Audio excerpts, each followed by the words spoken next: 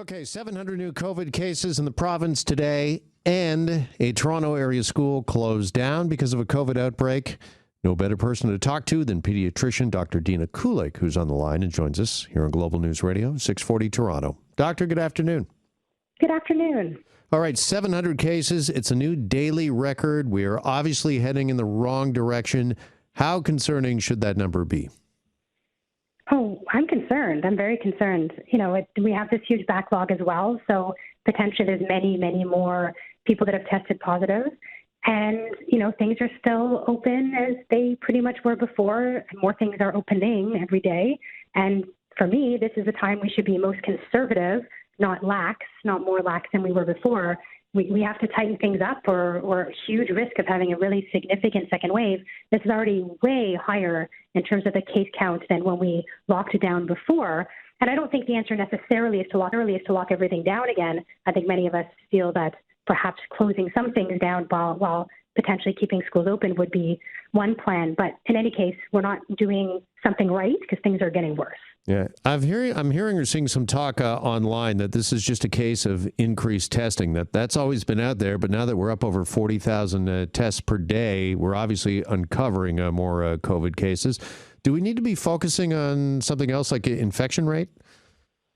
Yeah, I think the actual numbers of COVID cases is just one metric. What we really worry about from a health perspective is not just how many people have a runny nose and get a positive test, but rather what is the hospitalization rate? What is the rate of people that are dying or getting very sick or needing ICU care, et cetera? We should be focusing on how many people are really getting sick.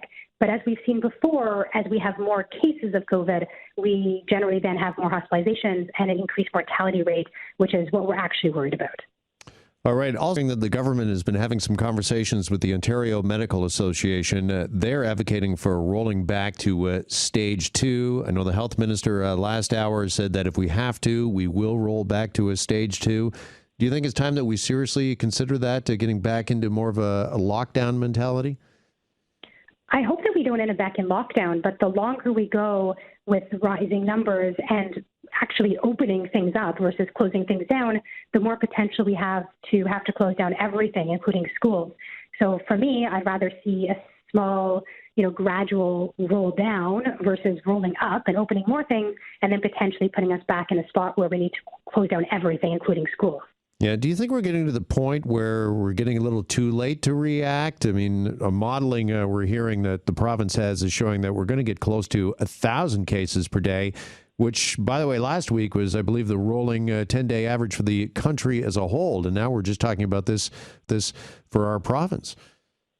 Absolutely. It's hugely worrisome. And not everyone is getting tested. Certainly, many people are testing, but many people aren't. We have a backlog. So how many more positives do we actually have? And I've heard from countless families waiting with 2-year-olds and 3-year-olds in line for 6 or 7 hours, only to walk away and not even get tested in the first place. So while we may have more numbers because more are testing, there's a lot of reasons why a lot of people aren't testing or we're not getting results yet either.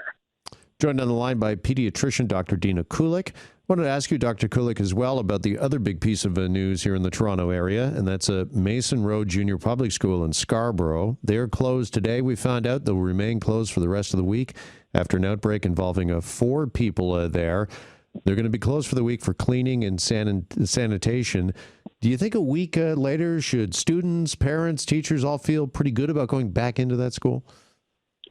I think we don't really think that it's so contagious from a surface perspective. Early on in the outbreak, we spoke a lot about how it can linger on surfaces, that if you touch with your hands and then touch your face, you're more likely to get it.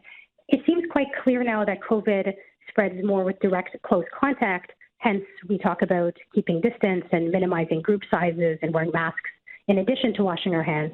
I'm less worried about going back into the school per se as a physical place, but rather how many people in that school themselves or have family members or other loved ones that they're in contact with that have some kind of viral symptoms. There's a lot of poo-pooing about runny nose alone, for example, being a sign of COVID. And I could tell you that we've had many, literally thousands of patients from Kid Crew and my practice that have been tested, and only one single patient has actually proven to be positive on the test. And yet, some of their parents have confirmed COVID.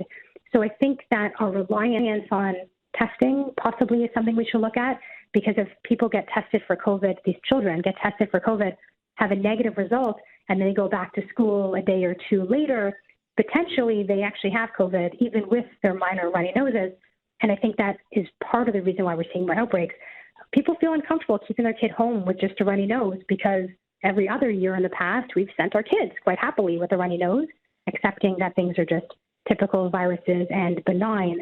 And by and large, it is very benign, these illnesses in young people. Very few kids are getting very sick, which is amazing. But if we're trying to prevent the spread within the children and then to their parents, their grandparents, et cetera, we need to be really mindful that, again, conservative, I think, is the way. We get more lax now as the numbers rise. We, are potentially putting ourselves in a position where we might need to quarantine again, and no one wants to go backwards into that, especially not in the fall and winter. Yeah, so King's in perspective. And having said that, a total of now 37 public schools across Toronto have reported infections. So is it time, do you think, to reconsider back to the classroom? Or again, just keeping things in perspective, 37, I mean, for any parent, one school is one too many, but 37, is that a relatively small sample? Yeah, it's not a lot when you look at the overall number of schools. And the big thing, I think, is to focus on the fact that even if kids have confirmed COVID, they are staying pretty well. I think the process would be maybe, tightening the grip on who would return to school, what would we accept in schools, because the onus is actually not on doctors or public health even, but rather on the school themselves. And there's tons of pressure from caregivers to send their kids back. A lot of schools, I'm hearing time and again, are being relatively lenient with regard to symptoms. Stay home for 24 hours, stay home for 2 days, get COVID tested, don't, get a note from your doctor. It's very, very inconsistent. And so there are absolutely kids in probably every single school that have viral symptoms, whether they screened or didn't screen or tested positive or negative. And that is going to raise the case count. All right, got to leave it there for now. Pediatrician Dr. Dina Kulik, appreciate the time. Doctor, thank you so much.